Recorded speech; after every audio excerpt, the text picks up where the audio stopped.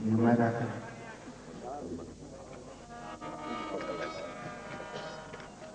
અહીંયા દાખલ થયા પછી 5 જણા મને મળ્યા. મિલનની વેદનામાં ચાલ્યો આવતો હતો. ગાડીની અંદર, મગજની અંદર, ચિત્તની અંદર, બુદ્ધિમાં વિચારની ધારા, ગંગધારા ચાલી આવતી હતી. એમાં અહીંયા જ મને વિચાર કરેલા મળ્યા. મને કા વીર અક્ષર લગાડે છે. વીર તો કે મુસલમાન મને વિચાર થયો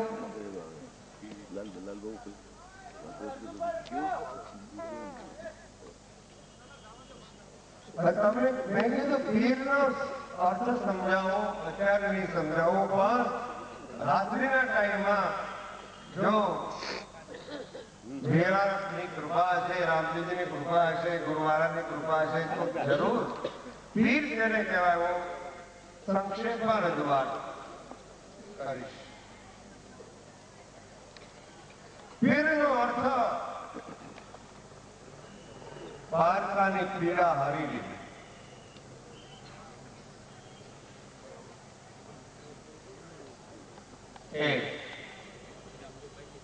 પર દુખે ઉપકાર કરે પણ મન અભિમાન નહીં આવે.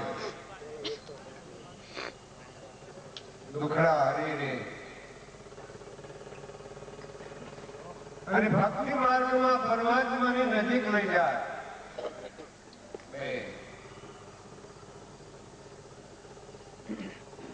પરિશ્રમ હાથ ઉતરી જાય. સ્પર્શતા આ એક પીરની સામાન્ય પરીક્ષા નથી, પણ એનો પરમાત્માની ભક્તિ માર્ગની પરાકાષ્ઠા. પછી નાથની વાત આવી તો હવે મેરે શું એને કહું? બધા સજ્જનો લોકો બિરાજ 2-4 જણા કીધે રાખે લાલ બાપા આમ છે, આમ બોલો. અરે ભાઈ મને ન આવડે કાંઈ, હું ભિખારી માણસ, મને ખબર ન પડે. હું તો અહીં દર્શન કરવા આવ્યો છું બાબાજીના અને પુષ્પ મૂકવા આવ્યો છું, તો મને કાંઈ ખબર નહીં. પણ તો સાંભળતો પાળિયાદ પ્રભુનું ધામ છે, પાળેશ્વર પ્રભુનું ધામ છે. એ જાલંધરો ઝણકાર સીતાજીને વારે ચેડાઈ લક્ષ્મણજી અવતાર. પાળિયાદ પ્રભુનું ધામ છે. એ જાલંધરો ઝણકાર સીતાજીને વારે ચેડાઈ લક્ષ્મણજી અવતાર.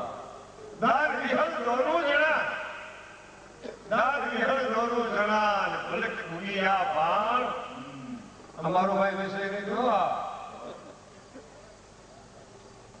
આ તો આપણે મોજ આવી ગઈ પુષ્પ ચરણે કરવાને. અમારો વિષય નથી સજનો, પણ છતાં હૈયામાં હતું, હૃદયમાં ચિત્તમાં હતું. કોઈને પ્રત્યેક જીવાત્માને અંદર પડેલી વસ્તુ જે હોય તાળે કરીને બહાર નીકળવાની, નીકળવા ગમે તો તે દબાવે. દાર વિહળ દોરું જણા, એ ભલક ઉગ્યા ભાણ. અંધારો આપા હળવું કરો તમે જંપે 4:30. એ દાદર કેળે જાગ્યો, અરે પ્રકાશ વિસામણ પીર. પણ ધમકમાં ધજા ચડાવી, હે ગર્ભધારી જનિયા.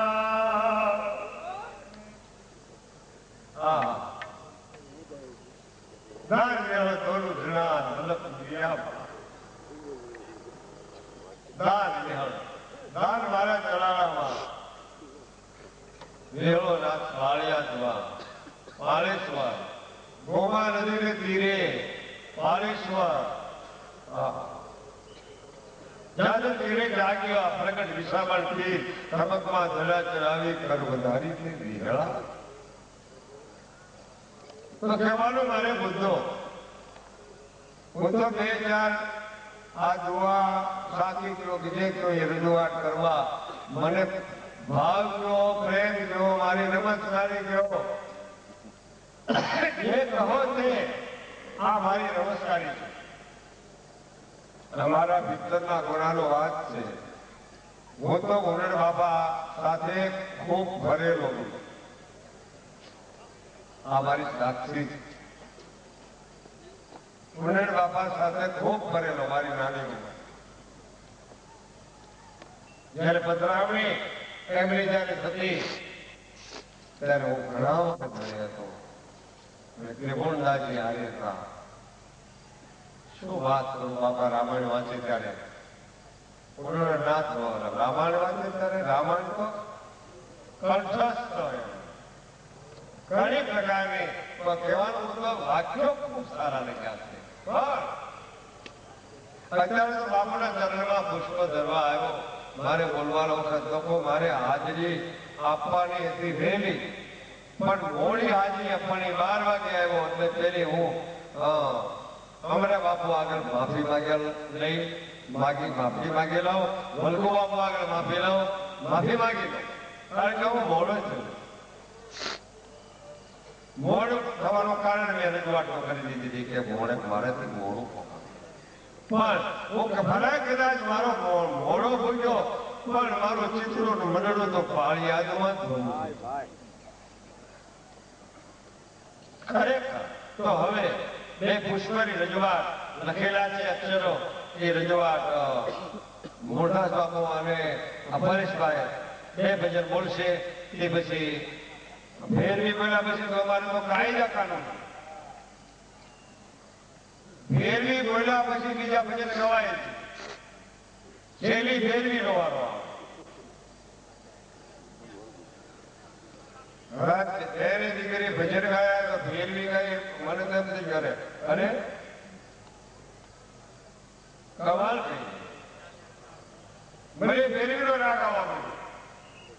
રાગ તો થોડાક મને આવે છે પણ ફેરવી રાગ મને આવે છે કારણ કે બલગો પણ બાજુ બેઠેલો અને એ સંગીતના જાણકાર. તો કહેવાનું બધું કે ફેરવી કોને સિદ્ધ કર્યો તો થોડીક વાત કહી દો. આપ જો કહેતા હો ફેરવી તો તારામતી સિદ્ધ કરેલો, કાન ફેરી દીપક સિદ્ધ કર્યો. તો કદાચ ને કલાકાર કદાચ કોઈ બિરાજમાન થયા હોય અને કદાચ કોઈ સંગીતકાર બિરાજમાન થયા હોય તો એને કદાચ પેલો કલ્યાણ જ હોય,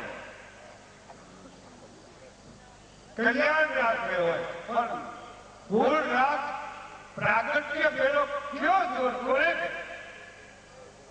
એમ એક સંતની સાથે રજૂઆત. प्रथम राग भैरव शिव कंठ भयो है, शिवो मेघ मल्हार कथाओं से आयो. प्रथम राग भैरव शिव कंठ भयो है. आज शंकर भगवान आयो क्या दीदा. प्रथम राग भैरव शिव कंठ भयो है, शिवो मेघ मल्हार कथाओं से आयो है. किसो देश हिंदोल. आ रागनी एक प्रक्रिया है પણ ગાય છે ખરા પણ સિદ્ધ રાગ કરવો એ બહુ મુસીબત છે. નામ સમરણ સિદ્ધ કરવું એ પણ મુસીબત છે. પરમાર્થ સિદ્ધ કરવો એ પણ મુસીબત છે. દયા દાન દીનતા સિદ્ધ કરવી એ પણ મુસીબત છે. નમસ્કારી સિદ્ધ કરવી એ પણ મુસીબત છે. દ્રષ્ટિમાં શંકા પડે ત્યારે મુસીબત છે. દ્રષ્ટિમાં શંકા પડે ત્યારે મુસીબત છે. હવે રજૂઆત થઈ જાય છે. હા પરેશભાઈ ગાય છે. સર્વને નમસ્કારી. અહીંયા ભાઈ બહેનો સર્વ પધારેલા સર્વને મારે નમસ્કારી. અને આ મેળો શું કામ છે ખબર છે? એ ઘણા વર્ષોના મેળ કાઢવા આવડું છે આવવું પડે. મેળો એટલે બે છત્તીસગઢમાંથી નીકળી જાય બળ વિક્ષેપ ને આ બધા. તો હવે પરેશભાઈ રજૂઆત કરે છે. સર્વને નમસ્કારી કરી અને પરેશભાઈ આવે છે. પછી મુરદાસ બાપુ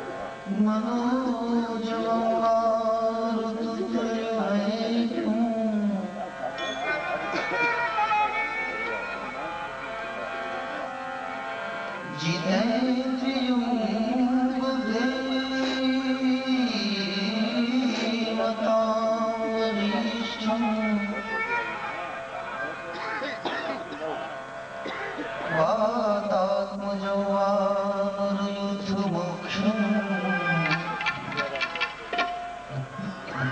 श्री राम दूतों शरणं प्रपद्ये।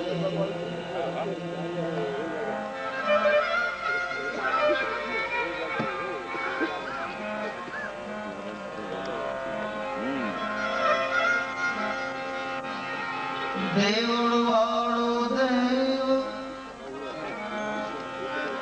અને પંજાળ હુંદો પીર.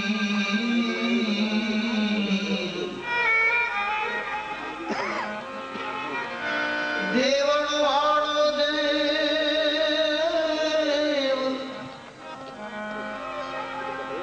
પંચાળ હુંદો પીર. કરજો દીનાર કહે સર્વને આપો ધીર. જાગરા કેડે જાગ્યા પ્રગટ્યા વિસાંભળ પીર.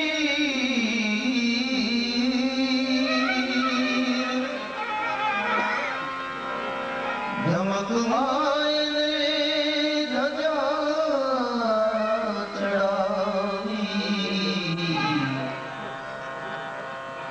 કર્મધારી વિહળા. એક ભજન સદગુરુ શ્રી ગુજરલાલ બાપાએ બનાવેલું છે. એક ભજન રજૂ કરી દઉં.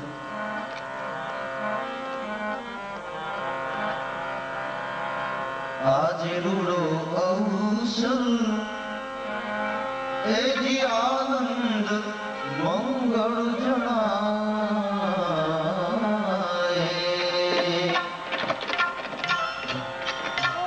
આજે અવસર રૂડો આનંદ જણાય.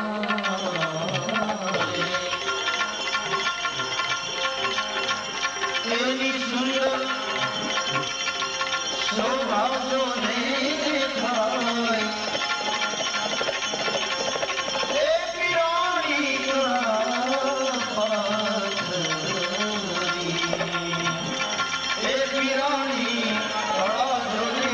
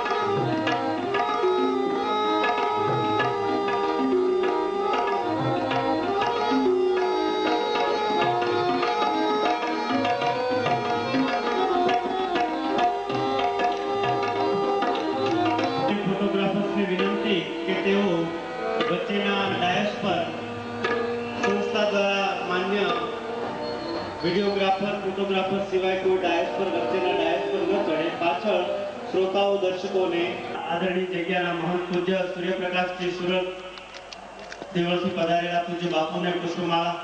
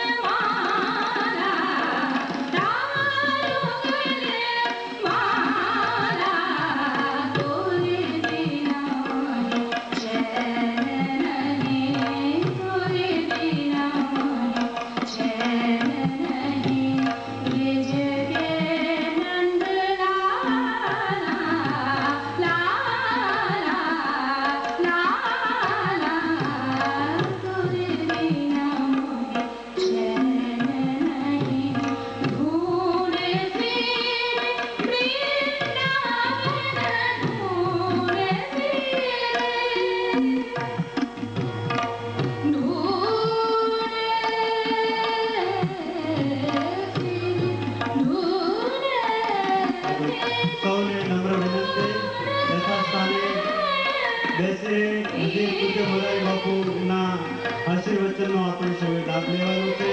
બધા જ્યાં જગ્યા છે જ્યાં સૌ ત્યાં જ બેસી હોય એવી પૂજ્ય બાપાની આજ્ઞા છે. સૌને વિનંતી, હવે ફરીવાર કહેવું ન પડે. શરીરમાં કીર્તન પૂરું થાય છે અને પૂજ્ય મોરારી બાપુનો આપણે લાભ લેવાનો છે.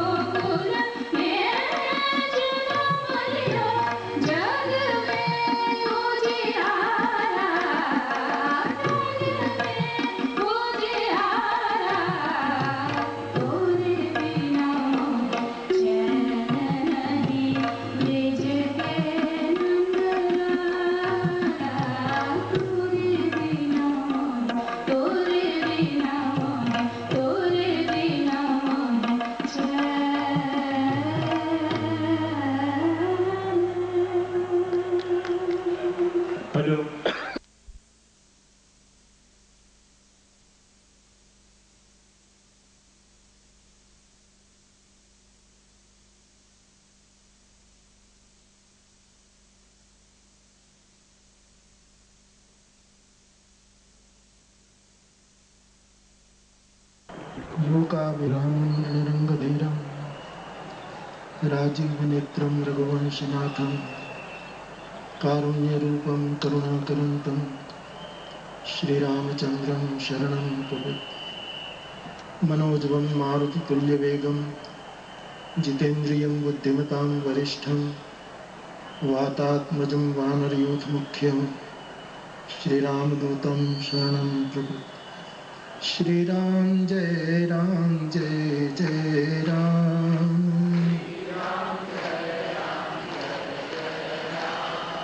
श्री राम जय जय राम.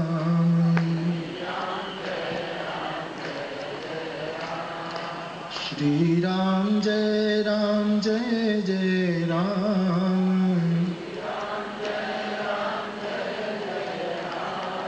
श्री राम जय जय राम.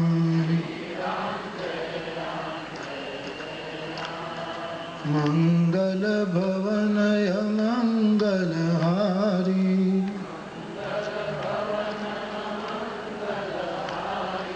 द्रवहु सुदशरथ अजिर बिहारी.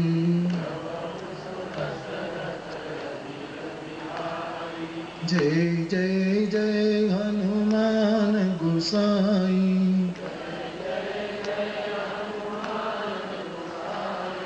कृपा करो गुरुदेव की नाई.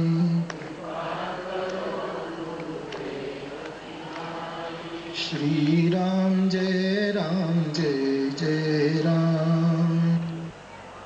જેમની ચેતનાની છાયામાં આપણે સૌ અહીં ભેગા થયા છીએ.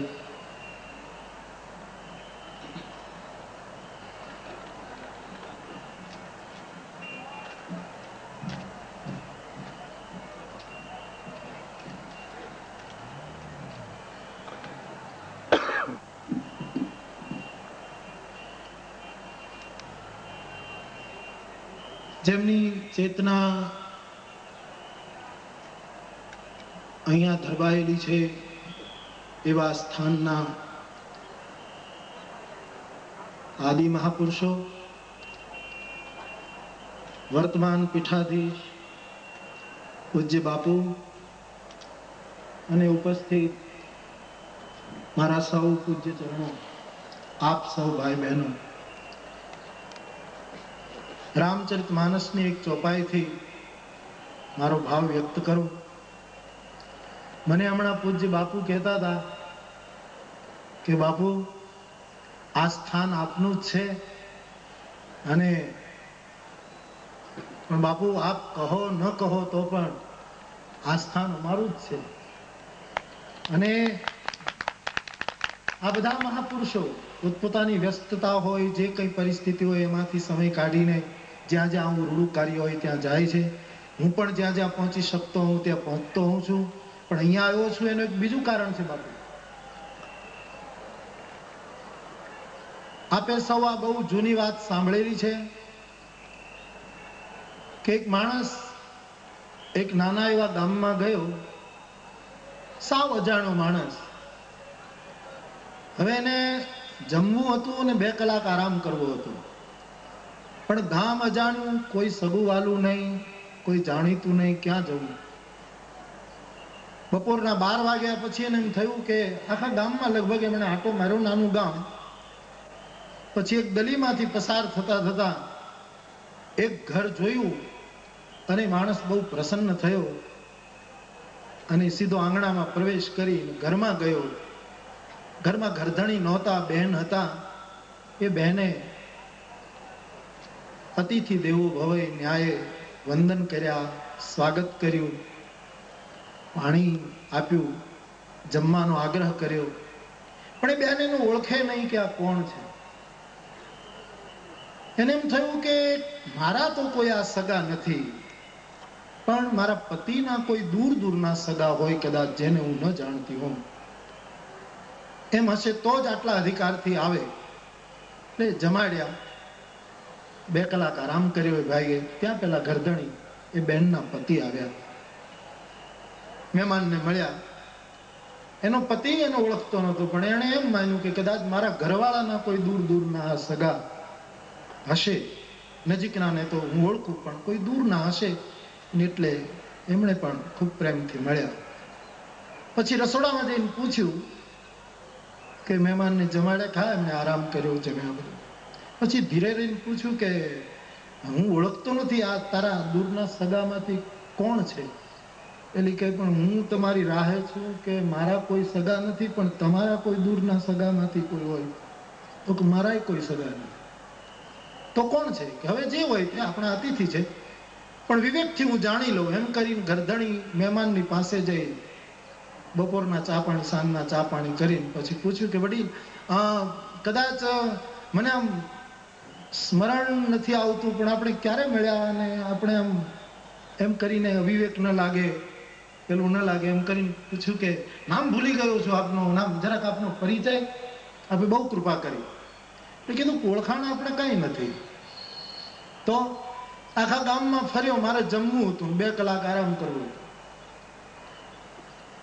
તમારું ઘર મને યોગ્ય લાગ્યું, એટલે પેલા કહું કે મારા સદભાગ્ય, પ્રભુની કૃપા કે આપ અમારે ત્યાં પધારે. પણ અમારું ઘર તમને યોગ્ય લાગ્યું એ કયા અર્થમાં?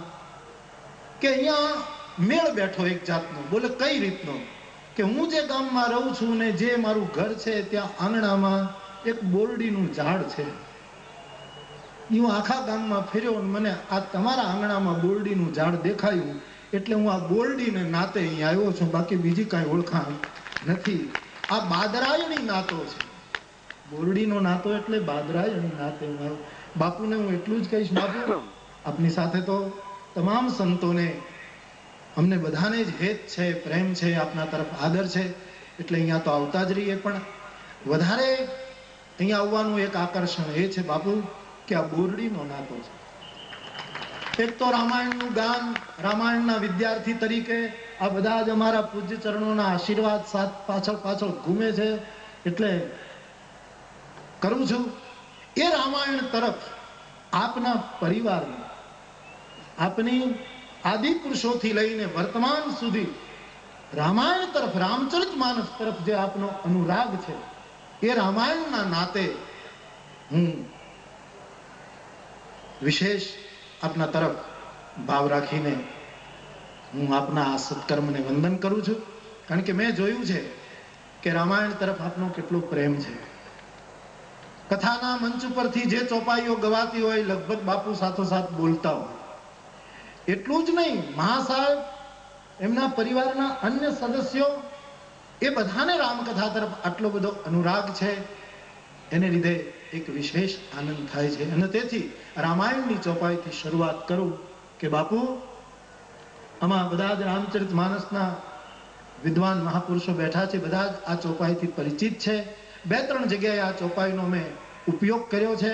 આજ અહીંયા પણ કરું છું આ ચોપાઈનો ઉપયોગ. અને એ ચોપાઈ છે, ભયે જે અહહી જે હોય અહીં આગે, પ્રણવહું સબહી કપટ સબ ત્યાગે. જે પૂર્વે થયા એમને પ્રણામ, વર્તમાનમાં જે વિરાજે છે એમને પ્રણામ, અને આ ગાદીમાં નવી નવી જ્યોતો એમને પ્રગટતી રહેશે.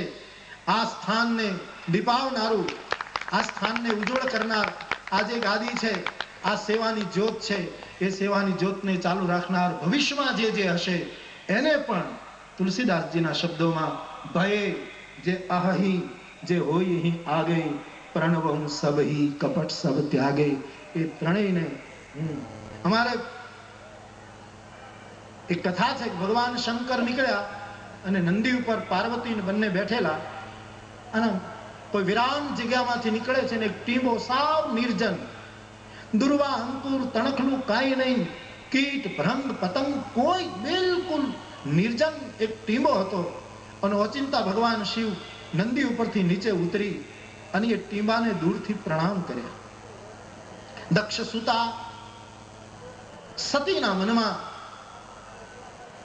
બુદ્ધિનું જરાક જોર વધારે હતું. એને તુરત જ પ્રશ્ન કર્યો કે મહારાજ આપ વંદન કરો એટલે ખોટા ન હોય, પણ હું જાણવા માટે પૂછી શકું કે અહીંયા કોઈ નથી આ ટીંબે, અને આપે અહીંયા પ્રણામ કેમ કરે? મહાદેવે સજળ નેત્રે કહ્યું કે અત્યારે અહીંયા કોઈ નથી દેખાતું, પણ 10,000 વર્ષ પહેલા અહીંયા એક સંત વિરાજતા હતા. આ એક સંતની ભૂમિ છે એટલે હું એને પ્રણામ કરું છું. સતીએ બીજો તર્ક કર્યો કે જો અહીંયા સંત વિરાજ્યા હોય 10,000 વર્ષ પહેલા, તો અત્યારે કોઈ કેમ નથી? આ વિરાન કેમ છે? અહીંયા બિલકુલ નિસ્તેજ સ્થિતિ કેમ છે? આભાહીન આ સ્થાન કેમ છે? મહાદેવે બહુ સરસ જવાબ આપ્યો કે દેવી, એ સાધુ જ્યારે અહીંથી ગયો ત્યારે કીટ ભ્રંગ દુર્વા અંકુર એ બધાને સ્વર્ગે લઈ ગયો, એ બધાની મુક્તિ કરી નાખી, એટલે અહીંયા કોઈ નથી, બધા નિર્વાણ પામ્યા, એટલે હું અહીંયા પ્રણામ કરું. નંદી ઉપર બેસીને વળી પાછા આગળ વધ્યા, થોડે દૂર ગયા તો એક ટીંબો હતો, એક આશ્રમ હતો, એક સ્થાન હતું. ભગવાન શિવજીએ પાછા પ્રણામ કર્યા અને સતીએ પ્રશ્ન પૂછ્યો કે અહીંયા, બોલે અહીંયા એક મહાપુરુષ વર્તમાનમાં બિરાજે છે, એમને હું પ્રણામ કરું. થોડા આગળ ગયા અને વળી કંઈક નિર્જન ટીંબો આવ્યો. શિવજીએ નીચે ઉતરીને પાછા પ્રણામ કર્યા અને વળી દેવીએ પૂછ્યું.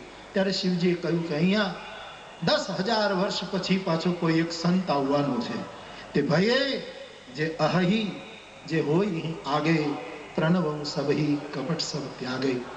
એવી આ ભૂમિ, આટલો વિરાટ સમુદાય. મને બાપુએ કહ્યું કે તમારે બોલવાનું, પણ હું વધારે સમય નહીં લઉં, કારણ કે સવારથી આપ બેઠા છો, પણ મારે જે કંઈ થોડા શબ્દોમાં કહેવું છે એ આપને કહું. આપણા બધા જ સ્થાનો, આ સ્થાનના જેટલા મહાપુરુષો અહીંયા બેઠા છે, કોઈને કોઈ જ્યોતિ પ્રગટાવીને પોતપોતાના સ્થાનમાં બેઠા છે. પોતપોતાની રીતે, પોતપોતાની પરંપરા પ્રમાણે, પોતપોતાના વિચારોને દેશકાળ પ્રમાણે મૂળને પકડીને નવા નવા ફૂલ ખીલવતા આ બધા જ મહાપુરુષો જે કાર્ય કરી રહ્યા છે,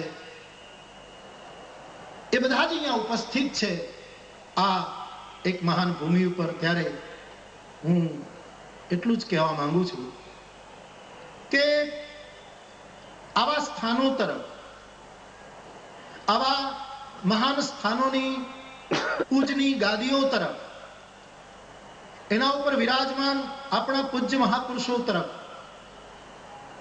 આજ આ વ્યસ્ત સમયમાં કાળ અને મન બંને જ્યારે મલિન છે સંસારમાં, એક તો કાળ પણ એવો ચાલે છે અને માનવીનું મન પણ મલિન છે, એવા સમયમાં હજી આટલી શ્રદ્ધા, આટલો જ ભાવ લોકોનો કેમ સચવાઈ રહ્યો છે? હું આવતો હતો તો રસ્તામાં પણ મેં જોયું કે કેટલા લોકો શ્રદ્ધા લઈને જે વાહન મળે એમાં, કદાચ અહીંયા જે બોલાય એને કદાચ સમજી પણ ન શકે એવું પણ બને, કદાચ એમાં એનું ચિત્ત પણ ન લાગે એવું પણ બને, પણ આ સ્થાને આ બધાને કેટલા ખેંચ્યા છે, કેટલા આકર્ષિત કર્યા છે કે નહીતર ક્યાં વ્યક્તિગત બધાને. આમ તો સાધુ સંતોને તો સ્વાભાવિક, બાપુએ, મારા તુલસીદાસ બાપુએ કહ્યું, સાયલા મહંત બાપુએ, કે અમારે વ્યવહાર બધો નિભાવવાનો હોય એટલે સંતોને તો આમંત્રણ હોય, પણ બધાને જાહેર આમંત્રણ છાપાઓ દ્વારા કે બધી રીતે મળ્યું, પણ છતાંય કોને આમંત્રણની પરવા છે? આમ મહામના પંડિત મદન મોહન માલવિયાજી, એમને અંગ્રેજ પત્રકારે પૂછેલું બહુ જ પ્રસિદ્ધ વાત છે કે તીર્થરાજ પ્રયાગમાં કુંભમાં 12 વર્ષે પૂર્ણ કુંભ ભેગો થાય મળે ત્યારે એક અંગ્રેજ પત્રકારે એને પૂછેલું કે તમે આ મેળાની કેટલી જાહેરાત કરો છો, કેટલો ખર્ચ કરો છો આના માટે કે લોકો આટલી સંખ્યામાં ભેગા થાય, એમાં તમારે કેટલી જાહેરાતો કરવી પડે, કેટલું પેલું કરવું પડે. કંઈક લખતા હતા માલવિયાજી, માથું ઊંચું ન કર્યું ને એમને લખતા લખતા સહજ જવાબ આપ્યો કે ખાલી 4 આનાનો ખર્ચ થાય. 4 આનામાં આટલા લોકો, બોલે 4 આનાના ખર્ચમાં આટલા લોકો ભેગા થાય. 4 આનાના ખર્ચમાં કેમ શક્ય બને? ત્યારે એને કહ્યું કે પંચાંગમાં અમે છાપી દઈએ કે આ મહિનામાં આ તિથિથી કુંભ સ્નાન છે, એ તે દિવસે 4 આનાનું પંચાંગ મળતું છે, એ 4 આનાનો ખર્ચ થાય ને આખી દુનિયા કોઈ ગર્ભી ચેતના દ્વારા ખેંચાઈને આવતી હોય એવી રીતે અહીંયા બધા સૌ ભેગા થયા છે. ત્યારે આ સ્થાનો તરફ આવું આકર્ષણ કેમ? 2-5 વસ્તુ મને લાગે છે કહીને પૂરું કરું.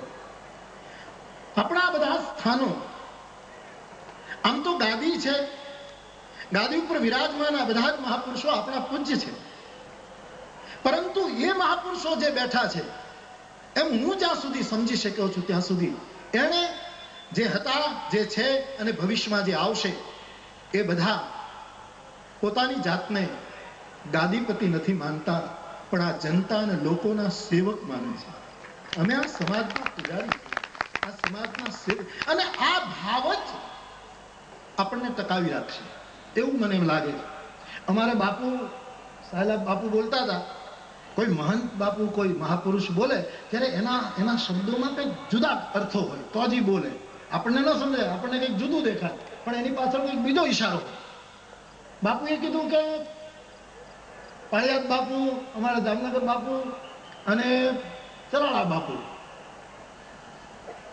ભારતીય એક રાજનેતાનું નામ લીધું બાપુએ અને ત્રણેયને એની સાથે સાંકળ્યા, પણ એ બાપુનો ઈશારો એવો હતો કે જે વ્યક્તિને આપણે નામ લીધું એના પહેલા શબ્દમાં જે શબ્દ છે એનું નામ થાય છે કમળ, એનો અર્થ થાય છે કમળ. રાજીવ એટલે કમળ.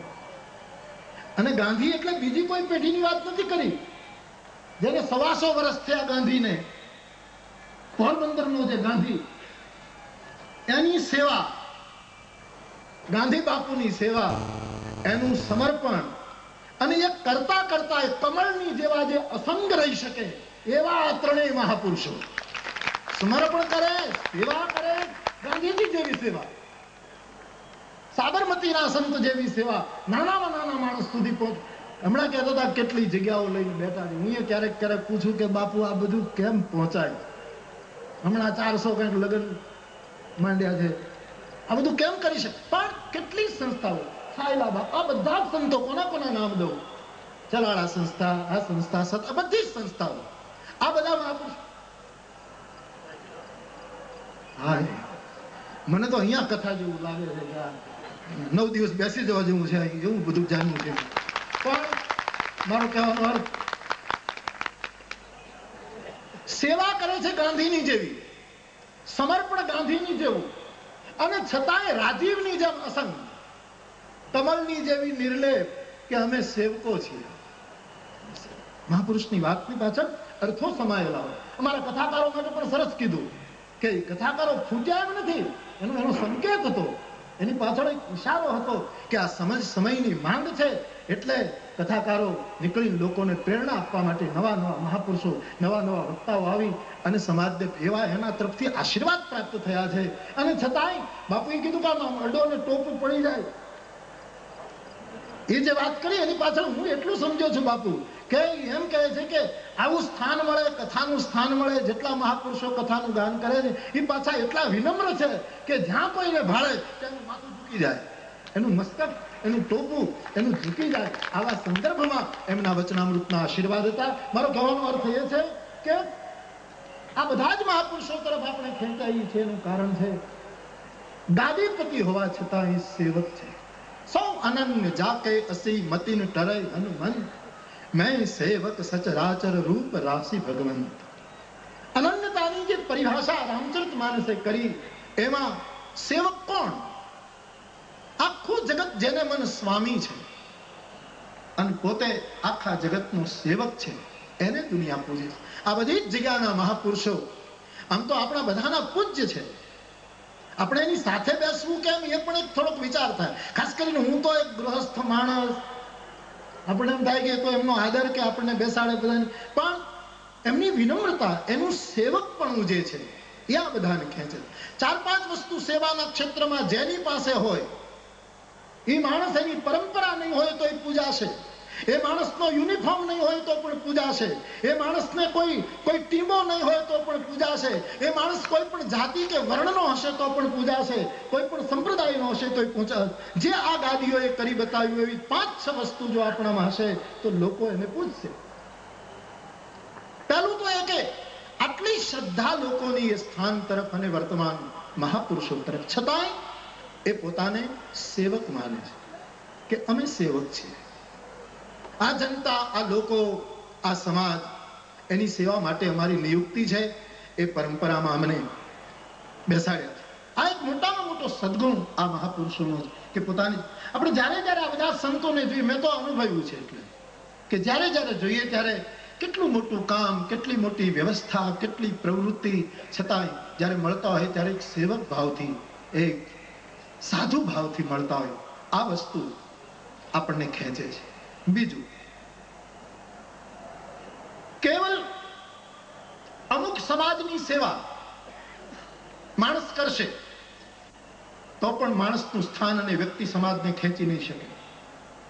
કોઈ પણ ભેદ વગર જ્યારે સમગ્ર સમાજની સેવા થશે ત્યારે લોકોને કોઈ અટકાવી નહીં શકે. એટલી લોકોની શ્રદ્ધા એ સ્થાન તરફ. આપણે જોઈએ છીએ કે આ મહાપુરુષોમાં બીજું લક્ષણ એ છે, આવા સ્થાનોનું બીજું સદગુણ એ છે કે કોઈ પણ ભેદ વગર એ સેવા કરે. તમામની સેવા, કોઈ પણ આવ્યો. મારા રણછોડદાસજી બાપુ બિહારમાં, ઓરિસ્સામાં જ્યારે રસોડા ખોલતા દુષ્કાળ વખતે અને પીરસનારા જ્યારે નીકળતા, એટલે કોઈ ગરીબને વસ્ત્ર આપે કે જમાડતી વખતે એને પીરસે ત્યારે ખાસ કહેતા, મને શબ્દો બહુ ગમે છે કે આ ગરીબ માણસને તમે વસ્ત્ર આપો ત્યારે એમ નહીં માનશો કે પરિસ્થિતિને આધીન થયેલો આજ તમારી પાસે આવ્યો છે, પણ તમે એને જ્યારે વસ્ત્ર ઉઢાડો ત્યારે એવો ભાવ રાખજો કે આજ રામનવમીને દિવસે તમે રામજીને વાઘા પહેરાવી રહ્યા છો. પ્રાણી માત્ર તરફ આવો ભાવ રાખજો. આ વાત આપણે બધા સંતો પોતપોતાની રીતે ચરિતાર્થ કરે છે કે કોઈ પણ જાતના ભેદભાવ વગર એ બધાની સેવા. એક તો પોતાની જાતને સેવક માની રાખે છે, બીજું તમામ લોકોની સેવા એની દ્રષ્ટિમાં છે, ત્રીજું આ બધું કરવા છતાં સ્વામી બનવાનો ભાવ નથી, માલિક બનવાનો ભાવ નથી. એના કર્મ ભોગવે છે, એને ભૂખ્યો પડી રહેવા દો, એને ખોટા કર્મો કર્યા છે એટલે ભોગવે. આપણે શું કામ એમાં ભાગીદાર થઈએ? જમીન પાછો વળી ખોટા કામ કરશે તો? આપણે તો બહુ જૂની વાત છે ને, એક સાધુનો આશ્રમ હતો, રાત્રિએ કોઈ ચોર ચોરી કરવા ગયો, વરસાદ ખૂબ, ચોરી મળી નહીં, પોલીસ પાછળ પડી, પછી ભાગ્યો. બહુ બીક લાગી કે હવે પકડાઈ જઈશ ને મને મુશ્કેલી થશે, એટલે સંતના આશ્રમમાં જતો રહ્યો. મહાત્માને જગાડ્યા એટલે મહાત્માએ પૂછ્યું ભાઈ કોણ છે? એટલે પેલા ચોખ્ખું કહી દીધું હું ચોર છું, મારું આખું જીવન ચોરીમાં ગયું છે, આ ગામ ભાંગવા આવ્યો હતો, ખૂબ વરસાદ, ચોરી મળી નહીં, પોલીસ પાછળ પડી છે, બાપજી તમારે આશ્રય આવ્યો છે. પેલા મહાત્માએ કહ્યું કે તે આ પરિચય ન આપ્યો હોત તો હું તને રાખા, પણ તે પરિચય આપ્યો કે હું ચોર છું, હવે હું તને ન રાખી શકું, કારણ કે મારો આશ્રમ બદનામ થાય.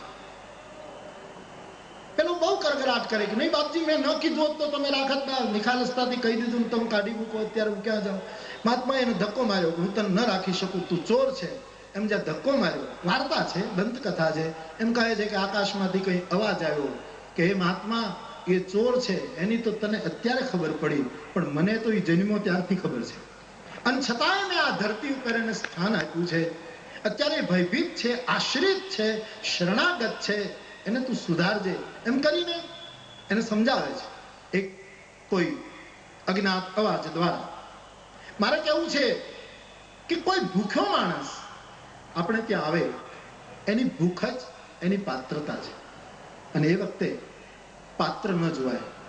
બીજું કોઈ બીમાર માણસ ઔષધિ માટે આવે તો એને કર્મ કર્યા એનો એ ભોગ ભોગવે છે, એમાં હું કેમ ભાગીદાર થાઉં એવું ન વિચારાય. એને ઔષધિ આપવી એ વખતે પાત્ર અને દેશકાળ ન જોવાય. કોઈ ઉઘાડો માણસ જેની પાસે વસ્ત્ર નથી અથવા તો ઓછા છે એવો માણસ કોઈ આવે ત્યારે પણ પાત્ર અને દેશકાળ નથી જોવાતો. ત્યારે આવા સ્થાનોએ, આ સ્થાનના મહાપુરુષોએ આવું કંઈક કર્યું છે કે કોઈ પણ જાતના ભેદ વગર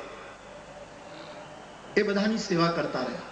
સ્વામીપણાનો ભાવ નહીં, સતત સેવકપણાની સમજ, કોઈ પણ જાતના ભેદ વગર સેવા કરે. અને ક્યારેક કદાચ કોઈ દુરુપયોગ કરે, કોઈ વસ્તુ આપી દીધી એનો દુરુપયોગ કરે તો એનું દુઃખ નહીં, એનો પસ્તાવો નહીં. અમે આપ્યું, હવે એને દુરુપયોગ કર્યો તો એ જાણે. મને ઘણી વખત કથામાં લોકો પૂછે છે કે આ મથુરા અને હરિદ્વાર ને ત્યાં તીર્થોને કિનારે આપણે તીર્થોના દેવતાઓને દાન આપીએ અને પછી એ લોકો ભાંગ પી જાય ને આવું કરે તો એનું શું કરવું? એટલે હું વિનમ્રતાથી એ જ કહું કે આપણે એને પૈસા આપ્યા અને પછી એ ભાંગ પીવે તો આપણને નહીં ચડે, એને ચડશે. આપણે તો આપ્યું એની વાત કરી, જે ચડવાની છે એને ચડશે, આપણને ચડવાની નથી. મારો કહેવાનો અર્થ, સેવા કર્યા પછી જેનું દુઃખ ન થાય, પ્રસન્નતા જેના ચહેરા ઉપર કાયમ રહે. કોઈ મને છેતરી ગયું, હા સાવધાન જરૂર રહેવું જોઈએ, પરંતુ એક વખત સેવા કર્યા પછી જેને દુઃખ ન થાય એવા સેવાના જે કેન્દ્રો છે ત્યાં લોકોની શ્રદ્ધા ખેંચાતી આવે છે. આગળની વાત, બહુ જ મહત્વની વાત મારી દ્રષ્ટિએ, અને તે સેવા કરે પણ સ્મરણ ન ચૂકે. આ ખાસ વાત. આટલા વર્ષોથી રામકથા લઈને ફરું છું, એમાં જે અમુક વસ્તુ મારે દેશ વિદેશમાં સમાજ સામે સતત કહેવાની છે, જેના ઉપર વધારે પડતો મને સતત સાંભળનારા જાણે છે મારો વધારે પડતો ભાર હોય છે, એમાંની એક બાબત આ છે કે માણસ ખૂબ સેવા કરે પણ જો એનું સ્મરણ નબળું પડશે તો સેવા એટલી સફળ નહીં થાય. આજ આટલા વર્ષો થયા ઉનડ બાપુ આ વિહળાનાથની જગ્યા, અને શું કામ આપણે યાદ કરીએ? મેં તો દર્શન નથી કર્યા, બાપુને દર્શન કર્યા. હમણાં બાપુએ કહ્યું કે એક ચેતના ઉતરતી હોય છે. કેમ કેમ મને એમ લાગે કે આ મહાપુરુષોમાં સ્મરણ ખૂબ રહ્યું, એનો આંતરિક અનુબંધ કોઈ પરમ ચેતના સાથે જોડાયેલો રહે. નહીતર હમણાં બાપુએ કહ્યું, જામનગર બાપુએ, કે જેમની મૂછે લીંબુ લટકતા હોય એવા ક્ષત્રિય ભાઈઓ એ સેવકાઈ કરે છે. મેં તો સુરત દેવળની કથામાં જોયું, અમારે મહંત બાપુ અહીંયા બેઠા છે, સુરત દેવળની કથામાં મેં જોયું હતું કે આ ક્ષત્રિય ભાઈઓ, કાઠી દરબાર ભાઈઓ કેટલી સેવામાં હતા. અહીંયા પણ આટલી સેવામાં, તલાળા અહીંયા જ્યાં જ્યાં જોઈ ત્યાં આ સેવામાં. કેમ આ લોકો આટલી સેવામાં પ્રવૃત્ત છે? કોઈ મહાપુરુષનું સ્મરણ ખેંચે, કોઈ મહાપુરુષની ચેતનાનું ભજન ખેંચે છે. સેવા, એક તો આધ્યાત્મિક પુરુષો સેવા કરે એ એક ક્ષેત્ર છે, આ બધા મહાપુરુષો, અને બીજું ક્ષેત્ર છે સામાજિક સેવાનું, કે અમુક લોકો પણ એ બંને સેવામાં ભેદ છે. સામાજિક સેવાનું ક્ષેત્ર જુદું છે, આ સ્થાનો તો એ પણ કરે છે, પણ મૂળમાં જેમની આધ્યાત્મિક સેવા પ્રબળ છે. ગાંધીજી માટે એમ કહેવાય છે કે વાઇસરોયની સાથે મીટિંગ હોય, ભારત છોડો ચળવળની અગત્યની મીટિંગ ચાલતી હોય, અને જો 10 મિનિટ મોડું થાય તો એ મીટિંગમાંથી ઉભા થઈ જતા. મહાદેવભાઈ દેસાઈ કે કોઈ એમ કહે કે બાપુ બહુ જ અગત્યની મીટિંગ છે, બોલે હવે તમે પતાવી લો, પછી મને ખબર કરજો, મારે પ્રાર્થનાનો સમય થઈ ગયો છે. પ્રાર્થનાના સમયે પ્રાર્થના. આ મહાપુરુષો સ્મરણ ન ચૂક્યા, અને સમાજમાં જેની સેવા સ્મરણ આશ્રિત હશે એ સ્થાનો સેંકડો વર્ષ સુધી, ન જાણે કેટલા વર્ષો સુધી લોકોની શ્રદ્ધાને ધન્ય બનાવતા રહેશે, એની શ્રદ્ધાને સફળ કરતા રહેશે, એની શ્રદ્ધા ખોટી ન પડે, એની શ્રદ્ધા છેતરાય નહીં, એવું એક જાગૃતિનું બળ આવા સ્થાનો આપતા રહેશે. ક્યારે? એના મૂળમાં સ્મરણ હોય. હું ને તમે બધા જ જાણીએ છીએ કે 50-60 વર્ષ થાય શરીરને એટલે શરીર, ડોક્ટરો પણ કહે કે શરીરની અંદરના અમુક તત્વો ઓછા થવાના, જે બહારના રોગનો પ્રતિકાર ન કરી શકે. પછી દવા, ટોનિક આદિ દ્વારા કોશિશ થાય, પણ બહારના આક્રમણને શરીર પછી સહન ન કરી શકે. શરીરનો એક નિયમ છે. એમ સેવા કરતા કરતા સમાજમાં ટકી રહેવું, એ વખતે ભીતરનું સ્મરણ જો નબળું હોય, ભીતરનું ભજન જો નબળું હોય, તો અનેક આક્રમણો માણસને નબળો પાડી. આ મહાપુરુષોના સ્થાન સ્મરણથી ભરાયેલા છે. ભજનની ચેતના પડી હોય છે, એને લીધે માર માર કરતા માણસો એની પાસે આવ્યા હોય એને સેવામાં પ્રવૃત્ત કરી દે.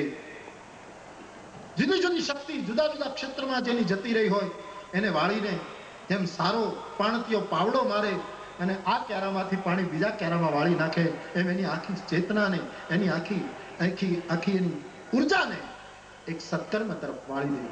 તો આવા સ્થાનો પાસે ભજન છે. એટલા માટે અને છેલ્લું, આ બધું હોવા છતાં જેની સેવાની પાછળ ક્યાંય અભિમાન નથી, ક્યાંય અહંકાર નથી. જો સેવાની પાછળ અહંકાર હોય તો વળી પાછું દીપતું નથી. આવા સેવા તત્વ માટેના રામાયણ આધારિત, હવે રામાયણમાં ક્યાં ક્યાં એના સંકેતો છે એ બધું કહેવા બેસીશ તો બહુ લાંબો થાય, પણ રામાયણ આધારિત અને અન્ય ગ્રંથો આધારિત જે સૂત્રો મળ્યા છે આપણા ભારતીય વાંગ્મયમાંથી, એના આધારે કહી શકું કે હજી લોકોની આટલી શ્રદ્ધા આવા સ્થાન તરફ કદાચ વધતી જાય છે. એનું કારણ આ મહાપુરુષો આવા સ્થાનો આટલી સેવા કરે છતાંય સેવક બનીને રહ્યા છે, રહે છે. તમામ લોકોની ભેદભાવ વગર સેવા કરે છે. સેવા કર્યા પછી એને ક્યાંય દુઃખ નથી કે અમારી સેવા એનું પરિણામ આવે ન આવે, એનું ફળ મળે ન મળે, કોઈ કઈ સારું કહે ન કહે, કોઈ આલોચના કરે, જે કઈ કરવું એ કરે, એની કોઈ પાછળની જેની ઈચ્છા નથી. સ્વામી થવાનો ક્યાંય ભાવ નથી, અધિકારનો ક્યાંય ભાવ નથી, માલિક થવાનો ક્યાંય ઈરાદો નથી, સ્મરણ ચુકાયું નથી. અને આ બધું જ હોવા છતાં ક્યાંય અહંકાર નથી. આવા સ્થાનોમાં આ બધી વસ્તુ રહી દેખાય છે. એટલા માટે વગર આમંત્રણે ખાલી નામ સાંભળે કે પાળિયાદમાં કે જ્યાં જ્યાં આવા સ્થાનો હોય ત્યાં કઈ પ્રસંગ છે અને લોકોનો પ્રવાહ ઉમટે છે. આવતો સમય, આ સદી પૂરી થવા જાય, 2 વર્ષ પછી આ સદી પૂરી થાય છે. આ બધા સંતોને પ્રાર્થના કે પોતાના ભજનમાં પોતાની ચેતના લગાડે, આવી મારી વ્યક્તિગત વિનમ્ર પ્રાર્થના બધા જ મહાપુરુષોને કે પોતાના વ્યક્તિગત ભજનમાં હવે કંઈક એવું જોડે કે જે આવતી નવી સદી જે આવે છે એમાં પાછી કેટલી જ્યોતો પ્રગટે, એવી જ્યોતો પ્રગટે કે પાછો કંઈક એ યુગને પાછો હું તમે લાવી શકીએ જેમાં ચમત્કારોનું પ્રમાણ વધારે ન હોય પણ સાક્ષાત્કારનું પ્રમાણ વધારે. સમાજને આ બધા સાક્ષાત્કાર કરાવે કે ભાઈ આ રોટલો, આ રોટલો, આમાં કઈ ચમત્કાર નહીં, આ રોટલો પીરસ્યો, તે ખાધું, તે ઓડકાર, આ સીધો સાક્ષાત્કાર. એક સમય ગયો ખૂબ ચમત્કારો આપણા સમાધિ સ્થાનોએ આપ્યા. આજનો કાળ કઈ ફેર્યો છે અને આ વર્તમાન પેઢી અને આવતો સમય ચમત્કારો તો આવા સ્થાનો આપ્યા જ કરશે. સમાધિઓ એ ધૂપ થાય છે. હું કઈ આમ બહુ ચમત્કારમાં આપણે કઈ આંધળી શ્રદ્ધાથી કઈ માની બેસીએ એવું કઈ, ભલે મેટ્રિકમાં 3 વખત નાપાસ થયા હોય પણ આમ કઈ જેમ તેમ માની લઈએ એવું નથી. પણ સમાધિઓમાંથી કંઈક પ્રગટે છે એવું તો અમે પણ જોયું છે, આજના કાળમાં જોયું છે. ત્યારે આ તો પિરાણ, મને સારો અર્થ કર્યો બાપુએ કે સુતેલા નહીં, આ બેઠેલા મહાપુરુષો જે સમાધિઓમાં બેઠા છે આ લોકો. અને એ બેઠા છે એટલા માટે કારણ કે એ ઉભા રહે. આપણે ત્યાં શું નિયમ છે કે ગુરુ ઉભો રહે તો ચેલો ઉભો રહે. ગુરુ ઉભો ચેલો બેસી ન શકે. અત્યારની વાત જુદી. ગુરુ પગે ચાલતો હોય તો ચેલો પગે ચાલે, સીધી વાત છે. શિષ્ય પરંપરા, ગુરુને પગલે પગલે. ગુરુને એમ થાય છે સમાધિમાં બેઠેલાઓને કે જો હજી અમે ઉભા રહીશું તો ચેલાઓ ઉભા રહેશે. એટલે એને ઉભા રહેલાને એમને ઉભા ન રહે એટલે ગતિમાન કરવા માટે અમે બેસી જઈએ અને ધક્કો મારતા રહીએ કે તમે ગતિ કરો, તમે ભાગવત આખું પૂરું થયું. મને બહુ વિચાર આવે. મેં કદાચ અમરદાસ બાપુને એક વખત એમની કથામાં ગયો ત્યારે કહ્યું કે આ દેશમાં જ્યારે કોઈ મહાપુરુષોએ માંગણી કરી, મહાપુરુષો કહું છું એટલે કે ગ્રંથકારોએ, શાસ્ત્રકારોએ, ઋષિમુનિઓએ અને આપણા અત્યાર સુધીની સંત પરંપરાએ ગંગા સતીને યાદ કર્યા, અત્યારની જે સંતવાણીઓ છે ત્યાં સુધી અમારા નિરંજનભાઈ બેઠા છે અહીંયા, ખોદીને કાઢા જ કરે છે એમાંથી. એ બધી જ પરંપરામાં જ્યાં સુધી મારી સમજ છે ત્યાં સુધી જ્યારે કોઈ ભક્તે, કોઈ સંતે, કોઈ ઋષિએ, કોઈ મુનિએ, કોઈ મહાપુરુષે માંગણી કરી છે પરમ ચેતનાની પાસે, ત્યારે ચરણમાં જ ભક્તિ માંગી છે. શું કામ? મોટે ભાગે 90% જ્યારે ભક્તિ માંગી ત્યારે ચરણમાં જ ભક્તિ. જન્મ જન્મ રતિ રામ પદ યહ વરદાન આન, દેજો મને સાધુ ચરણમાં વાસ. જ્યાં જોઈએ ત્યાં ચરણમાં. આટલા સુંદર સ્વરૂપો રામના, કૃષ્ણના, શિવના, મહાપુરુષોના અને વર્તમાન વિરાજમાન. કોઈના કપાળમાં અમને ભક્તિ થાય એવું કોઈએ માંગ્યું નહીં. તમારા તિલકમાં અમારી ભક્તિ થાય એવું કોઈએ માંગ્યું નહીં. તમારા ગળામાં તમે રુદ્રાક્ષ કે તુલસીની માળા પહેરો છો કે સ્ફટિક પહેરો, એમાં અમારી ભક્તિ થાય એવું કોઈએ માંગ્યું નહીં. તમારા હાથ પિયુષ પાણી છે, વરદ છે, અભયદ છે, તમારા હાથમાં અમારી ભક્તિ થાવ એમ ન માંગ્યું. હા, વ્રજની ગોપીઓએ કૃષ્ણની ભુજાઓ તરફ જરૂર એનું આકર્ષણ હતું. દત્તા ભયમ ભુજદંડ યુગમ વિલોક્ય, કૃષ્ણના ભુજદંડ તરફ એનું આકર્ષણ હતું. પણ કોઈએ કપાળની ભક્તિ ન માંગી, કોઈએ આંખોની ભક્તિ ન માંગી, કોઈએ વાળની ભક્તિ ન માંગી, મુખની ભક્તિ ન માંગી. હા, કોઈ સંતોએ જરૂર કહ્યું, મહાપુરુષોએ જરૂર કહ્યું કે મુખડાની માયા લાગી રે મોહન પ્યારા, પણ શબ્દ માયા આપેલો છે. કારણ કે મુખ ઉપર જે ભક્તિ થાય એ ભક્તિ ક્યારે માયા થઈ જાય એ નક્કી નહીં. કારણ કે મુખનું આકર્ષણ જુદી વસ્તુ છે. પણ સંતોએ અને આચાર્યોએ જયારે માંગ્યું ત્યારે ચરણમાં જ ભક્તિ માંગી. ભવે ભવે આ ભક્તિ પાદયો તવ જાયતે. ભાગવત લગભગ પૂરું કરવું છે અને આ પ્રાર્થના આવી કે એક ભવ નહીં, જન્મ જન્મ અમને તમારા ચરણારવિંદમાં ભક્તિ જાગે. પાદયો તવ જાયતે. પદમાં ભક્તિ શું કામ? પછી બહુ વિચાર આવતો હતો કે તમામ સંતો મોટે ભાગે ચરણમાં જ ભક્તિ કેમ માંગે છે? અને એનું એક કારણ એ હશે કદાચ કે ચરણ એ ગતિનું પ્રતીક છે. ચરણ એ બંધિયાર પ્રતીક નથી, એ ગતિનું પ્રતીક છે. ચરણ ચાલે. હું ફરી એક વખત કહું કે મૂળને આપણે પકડી જ રાખવું પડશે, પણ ફૂલ નવા નવા ખીલવવા જ પડશે. નાળિયેરનું મૂળ એનું એ હોય, પણ નાળિયેર દર ઋતુમાં નવા આવે. ગુલાબના છોડનું મૂળ એનું એ હોય, પણ રોજ ગુલાબનું ફૂલ નવું હોય. એમ આપણા સ્થાનોએ આપણે બધાએ આપણી જે પરંપરા છે, આપણું જે મૂળ છે, એને તો એમનેમ પકડી રાખવું પડશે, પરંતુ દેશકાળ પ્રમાણે નવા નવા ફૂલો ખીલવવા પડશે. અને એ નવા ફૂલોમાં ચમત્કાર તો થાય જ, કેમ ન થાય જ્યાં સત હોય ત્યાં. પરંતુ દેશકાળ પ્રમાણે ચમત્કારના ફૂલોની જગ્યાએ સાક્ષાત્કારના ફૂલો ખીલવવા પડશે. કે લોકોની સામે પ્રત્યક્ષ કે આ રોટલો ખવડાવ્યો, તને ઓડકાર આવ્યો, આ સાક્ષાત, એની સામેનું સીધું પરિણામ. આવું કાર્ય સમાજમાં વધારે વધારે થાય. એટલે આ બેઠેલા તમામ મહાપુરુષો આવતી સદીને પાછી આવી નવી નવી જ્યોતો પ્રાપ્ત થાય, આવી ખૂબ જ પ્રકાશિત જ્યોતો સમાજને પ્રાપ્ત થાય, એવી પોતાની અંગત બંદગીમાં, અંગત સાધનામાં પ્રભુને પ્રાર્થના કરે. અને એક નવો કાળ પાછો એવો ને એવો આવે. અત્યાર સુધી તો બધા મહાપુરુષોએ ટકાવ્યું છે, એને પાછું ઓર ટકાવનારો એક સમય આપણા સમાજને પ્રાપ્ત થાય, એવું પણ આપણે પ્રભુને પ્રાર્થીએ, આ સંતોને પ્રાર્થીએ કે આપણા માટે એવી પ્રાર્થના કરે. છેલ્લે 2-3 જગ્યાએ હું આ બોલ્યો છું. આ સ્થાન માટે પણ મારા અંતરની પ્રવૃત્તિ એમ કહે છે એટલે હું બોલું. આમ તો એમ કહેવાય છે ને કે ક્યાંય પ્રમાણ ન મળે ત્યારે આપણા શાસ્ત્રમાં એમ કહેવાય છે કે સતામ હિ સંદેહ પદેશુ વસ્તુષુ પ્રમાણમ અંતઃકરણ પ્રવૃત્તય.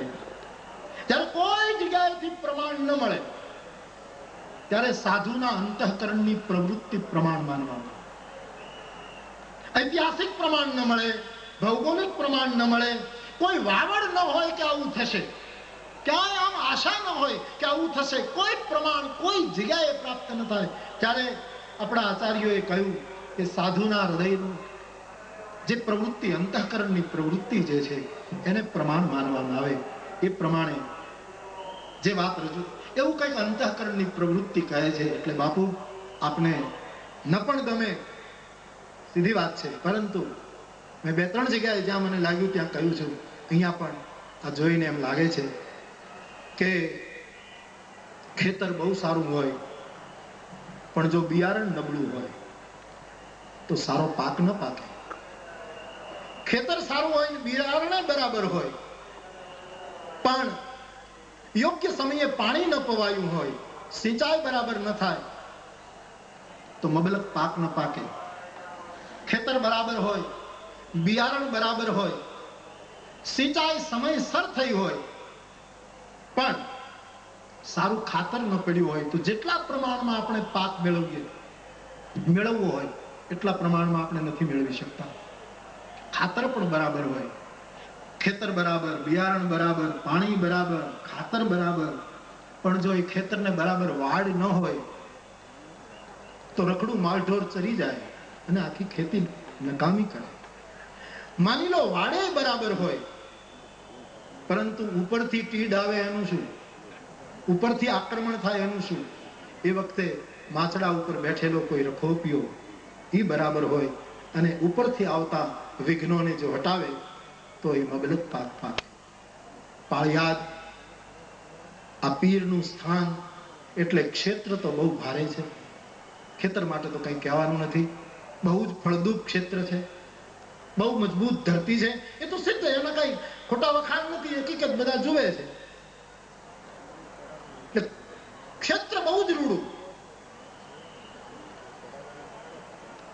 આ પીર મહાપુરુષો જે થયા એના મનમાં જે સંકલ્પનું બીજ હશે, એમણે જે આ ભૂમિમાં કે અહીંયા સેવાની જ્યોત જલતી રહે, અહીંયા સ્મરણ ચાલુ રહે, અહીં સમર્પણ ચાલુ રહે, અહીંથી લોકોને પ્રેરણા પ્રાપ્ત થતી રહે, આવા સંકલ્પોનું બીજ પોતે કરીને, પોતે આચરીને એ બીજ જે આ ભૂમિમાં રોપ્યું એ તન્મય મનઃ શિવ સંકલ્પ મસ્તુ, એ કલ્યાણકારી બીજ પણ રૂડું. ભૂમિ મહાન, બિયારણ મહાન.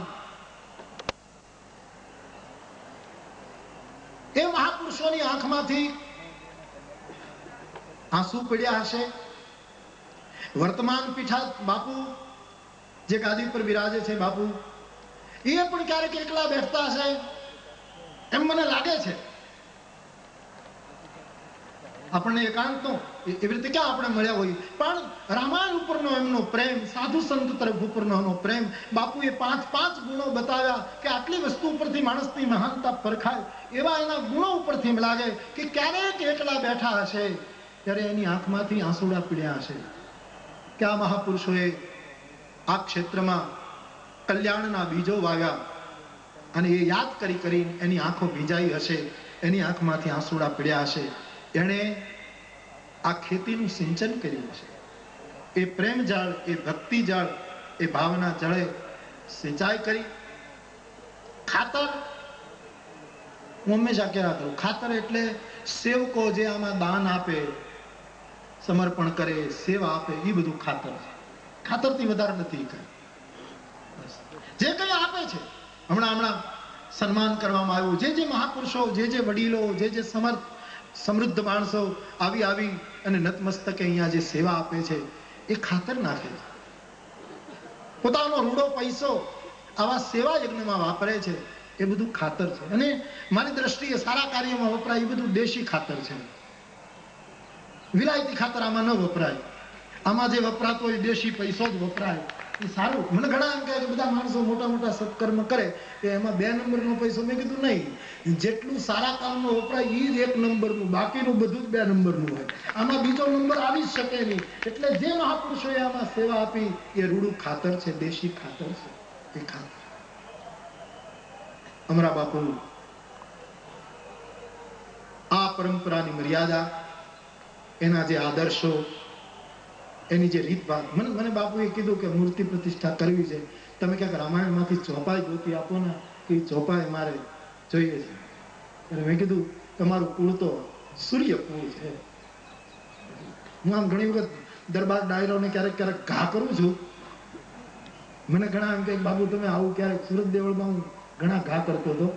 મને કહે કેમ બાપુ તમે આ બધા વ્યસનો માટે ક્યારેક બોલું ત્યારે મને ઘણા કહેતા હતા, બાબુ તમે બહુ બોલો છો. મેં કીધું બોલવાનો અધિકાર છે. તમારા વડીલ પૂર્વજ ભગવાન સૂર્યનારાયણ, સૂર્યના તમે સંતાનો છો. તમારા બાપાના અમે ગુણગાન ગાઈએ છીએ, સૂર્યવંશની કથા ગાઈએ છીએ, એટલે અમને કહેવાનો અધિકાર છે. કારણ કે સૂર્યના ગુણગાન ગાતા ગાતા અમે એટલે અમને કહેવાનો અધિકાર. અને કેટલું પ્રેમથી લોકો એ સૂર્યની કેટલી મોટી તેજસ્વી પરંપરા, સૂર્યની આખી પરંપરા, અને કેટલી પાછી વિનમ્રતા સાધુ સંતોની પાસે, કેટલું એનું સમર્પણ, કેટલો એનો ભાવ. તો મારો કહેવાનો અર્થ એ કે જે આખી પરંપરા, જે એના નિયમો, જે અદબ.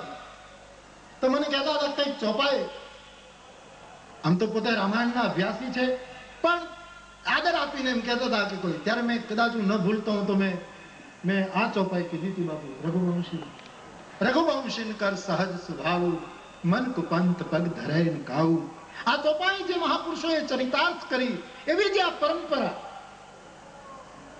એ વાડ બનીને આજ ઉભી છે પાળિયાદની આ ભૂમિ. વિહળોનાથ બાપુ આ બધાના સંકલ્પો રૂપી બીજ, આ પાંચાલનું આ ક્ષેત્ર રૂપી ફળદ્રુપ આ ભૂમિ, સેવકોનું નિરાભિમાની સમર્પણ, દાન, એ ખાતર. બાપુની આંખમાં ક્યારેક આંસુ પીડ્યા છે આ પરંપરાને યાદ કરતા, સૂર્યને રામને યાદ કરતા, મહાપુરુષોના સ્મરણો યાદ કરતા. અને કેવી જ્યોત જલી છે એને સંભાળવા માટે પોતે અવિરત પ્રયત્નશીલ છે. એ ભાવમાં ક્યારેક આંસુ પીડ્યા છે. એ આંસુએ આનું સિંચાઈ કરી અને પાણી પાયું. અને જે પરંપરા, જે મર્યાદા, જે રીત, જે મૂલ્યો, આજે ક્યાં મૂલ્યો છે? મને હમણાં હું મહુવાની કોલેજમાં બોલતો હતો, એટલે અમારે એક રાજકીય ક્ષેત્રના એક વડીલ એ ત્યાં ઉપસ્થિત હતા. મને કહે, બાપુ કંઈક અમને તમે કહો, અમને થોડો ફટકારો, અમને કંઈક તમે કહો. મેં કીધું, ટીકા કરવા જેવાય તમે રહ્યા નથી. તમારી ટીકા કરી શકાય એવું તમારું મૂલ્ય નથી. આલોચના પણ જેનામાં કાંઈક હોય એની કરી શકાય. તમારી ટીકા કરીને અમે સાધુની વાણી ન બગાડીએ, અમે જાઓ જાઓ. એવી પરિસ્થિતિમાં સમાજ છે. ત્યારે આ મૂલ્યોને સાચવી રાખો. આ મૂલ્યો વાડ છે બાપુ, આ પાળિયાદની ભૂમિની, આ ક્ષેત્રની એ વાડ છે. અને પછી જોઈએ કે કોઈ ઉપરથી કીડ આવીને ખેતી બગાડી ન જાય, એટલા માટે ગામડાના માચડા ઉપર જેમ કોઈ વયા હુડકારતો હોય, કોઈ ઉપર બેસી, હું તો એટલું જ કહીશ કે ભગવાન વિહળા નાથની ધજા જે ઊંચો ફરકે છે એ રખોપું કરે છે. અને એ આમાં ક્યાંય પેલું નહીં થવા દે એને. પેલું આમ તો આ જોતો, આમ આપણે ત્યાં માણસની પાસે 1 લાખ રૂપિયા હોય એને ફિક્સમાં મૂકી દે, પછી એની જે મહિને વ્યાજ આવે એ વાપર્યા કરે તો ઓલી મૂડી ઓછી થાય જ. એ મૂડી એમ નમ પડી જાય. એમ આ મહાપુરુષોની મૂડી તો એમ નમ પડી છે, અને એ લોકો ફિક્સમાં મૂકી ગયા છે. હવે આપ જે વધારતા જાઓ છો એમાં દેશકાળ પ્રમાણે નવા નવા સેવાના પ્રકલ્પો ઉભા કરી, સેવાની નવા માર્ગદર્શનો સમાજને આપી રહ્યા છો, અને નવી મૂડી એમાં ઉમેરીને પોતાના સમર્પણ, પોતાની સેવા, પોતાનું ભજન આ રૂપી વધારે નાખ્યા કરો છો. એના દ્વારા આ વધારે સુરક્ષિત રહેશે, વધારે જ્યોતિ પ્રગટેલી રહેશે. અને આ તો મેદાનની બધી જ્યોતો છે. છેલ્લે એક ઉર્દુ સૂફીની વાત એના શબ્દોમાં કહીને વિરામ આપું કે આવી જ્યોતો, આવા પીરાણાના સ્થાન જોઉં ત્યારે મને એમ લાગે કે કેવી આમ ચોકમાં જ્યોતિઓ સળગે છે.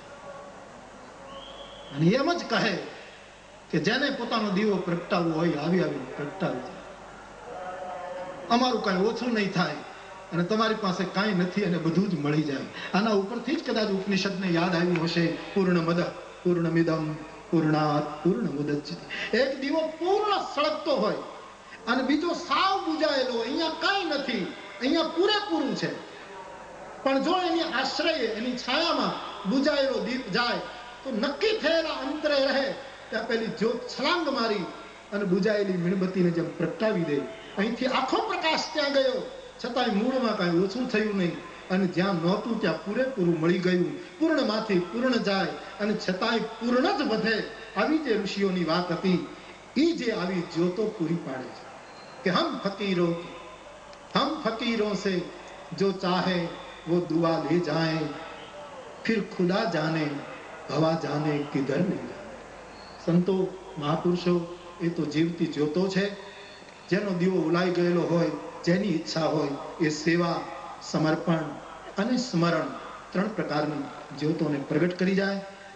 એવી આ જ્યોતો આપણને જ્યોતિઓ પ્રેરણા આપે છે. હું પુનઃ એકવાર મારી પ્રસન્નતા વ્યક્ત કરું છું અને સંતોને પ્રાર્થના કરું છું કે આપના અંગત ભજનમાં, આપના અંગત સ્મરણમાં આ રાષ્ટ્ર માટે અને આવતી સદીમાં આ દેશમાં પાછા દરેક ક્ષેત્રમાં એવા દીવાઓ પ્રગટે કે આ દેશ વધારે ને વધારે ગૌરવ પ્રાપ્ત કરે. 50મું વર્ષ ભારતની આઝાદીને ચાલે છે, રાષ્ટ્ર એ ઉજવે છે. એવા સમયે પણ સંતોની ચેતના આમાં વધારે ને વધારે કામ કરે એવી આ સંતોના ચરણમાં મારી નમ્ર વિનંતી. છેલ્લે ભય જે અહી જે હોય આગે પ્રણવમ સબહી કપટ સબ ત્યાગે. જે થઈ ગયા, જે છે અને જે આગળ સેવા, સ્મરણ. મને તો 3 વસ્તુ જ લાગે છે અહીંયા. આમ અનેક વસ્તુ છે પણ મૂળમાં 3: સેવા પડી છે, સ્મરણ પડ્યું છે અને એ બંનેના આધારે સમર્પણ પડ્યું છે. એવા આ થઈ ગયા છે અને થશે એ બધાને પ્રણામ કરીને હું મારા શબ્દોને વિરામ આપું છું. જય શ્રી રામ.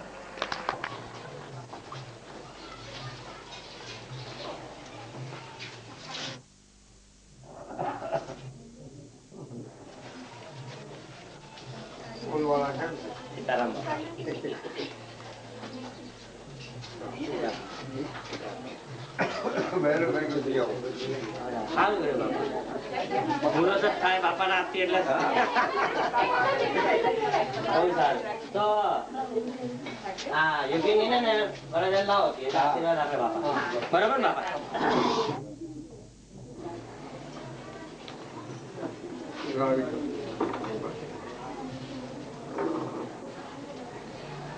એ પેલા કેમેરા વાળા આપણા પર હોય ને બોલાવજે. કેમેરા જો ચાલુ. હા એ તો છે જ. સીતારામ મળી. આઈ વર પડી આઈ દો બસ બસ બરાબર. હા. ના નમસ્તે.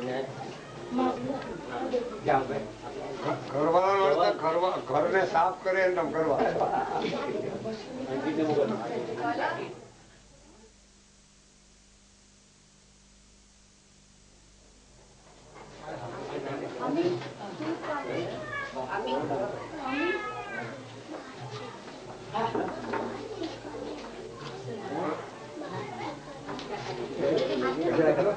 નિશાળ વાળા બાબુ બાપા નિશાળ વાળા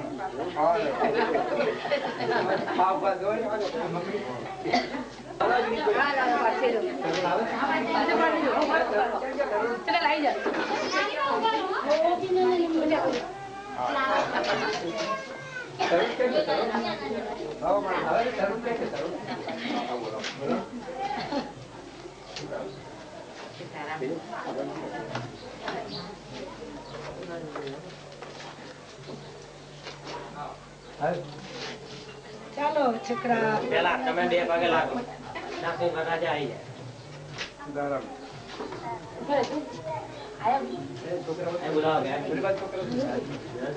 બોલાવો આવી જાય.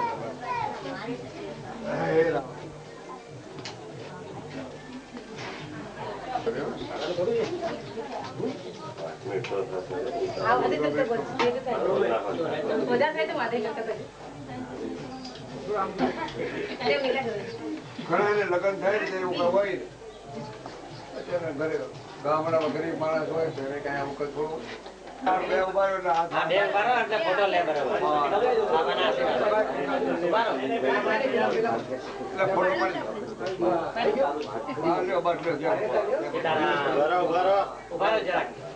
આ બાજુ જુઓ. સદગુરુ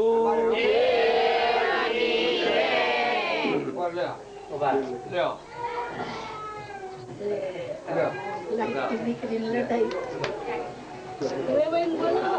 આવે છે ને?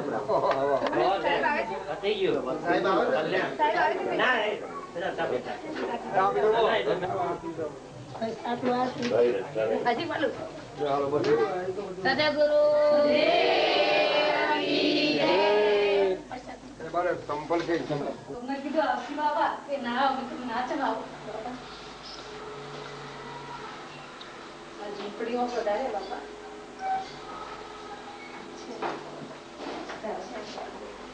આજ તો સપનું આવ્યું હતું આમ જીતે ખરા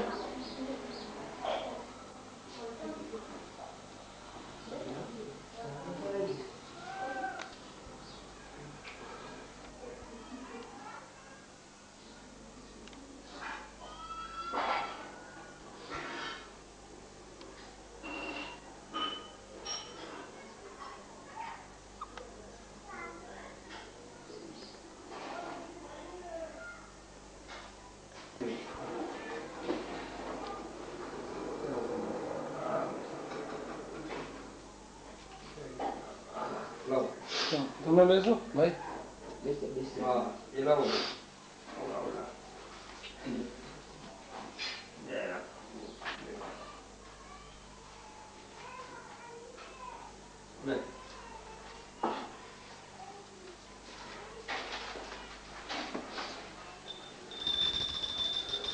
જય સદગુરુ લાલા સ્વામી જય હે બીબાળા ભૂપર બાણ પ્રકાશા ભૂપર બાણ પ્રકાશા અંતરય જવાળા સ્વામી જય સદગુરુ લાલા સદગુરુ દેવ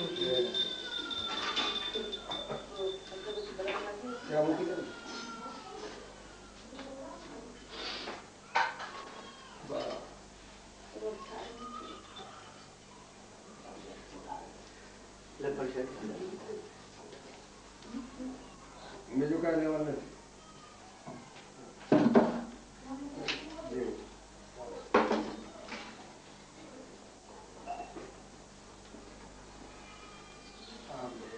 મને ખબર નહીં સીધો ઉઈ જવાનું દીકરી હમ દીકરી જ છે કીધું